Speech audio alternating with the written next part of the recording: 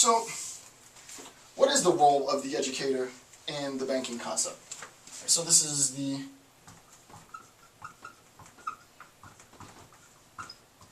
role in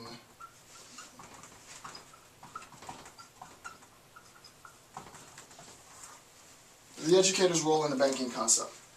The first point is the educator is there to regulate the entrance of knowledge, and we saw how that was done. I have knowledge as an educator.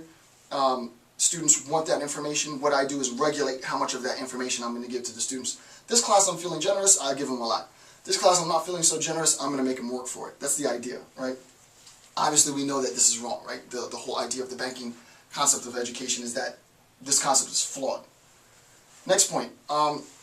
This idea of sort of gauging, of regulating consciousness, right? Knowledge, the accessibility to knowledge. Right? This idea is similar, according to Freire. He says it in his text in a footnote. He says this is similar to Sartre's what's known as the digestive or the nutritive. The digestive or nutritive concept of education, right? This is similar, this idea of the regulation of knowledge, right? I have a bit of knowledge, and I'm going to regulate the flow of that. The instructor, the professor, the educator, the teacher, is going to regulate the flow of that knowledge into the consciousness, the internal, I erased it, but the internal consciousness of the mind, right? The way that I do that is by making deposits, but it's on me. The deposit is regulated by my volition, right? My ability to give the student more or to deny the student access. Freire says that this idea is similar to Sartre's digestive and nutritive concept. The third bullet point says, an attempt to adapt, right? This is an attempt to adapt the contents of one's mind to the world. And this is what I said before, right? If we're talking about a human being, and we're talking about the external world, what we're saying is we're attempting to adapt the mind to the world, right? I want my mind to replicate the world, right? I want my mind to look like the external world, an object. The adaptation of the mind to the world. You might think that the arrow goes like this, right? The mind to the world, but you would be incorrect, right? It is not that, right? The adaptation of the mind to the world isn't my mind being projected outwards, right? It's not my mind being projected outwards. It's not this. The adaptation of my mind to the world is the imposition, if you will, of the mind, of the external world onto my mind, right? It's this way. It's the force of the external world imposing itself onto my mind. Technically in Freire, how is this articulated?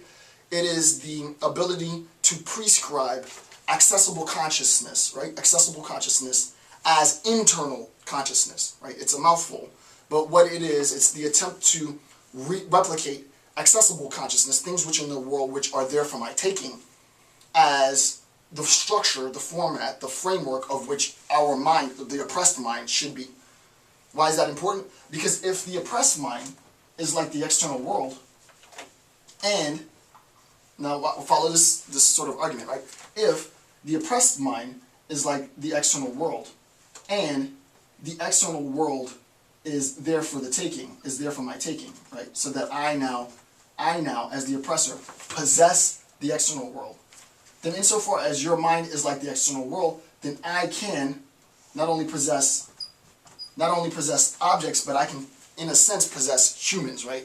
I can, not souls in the spooky sense, right?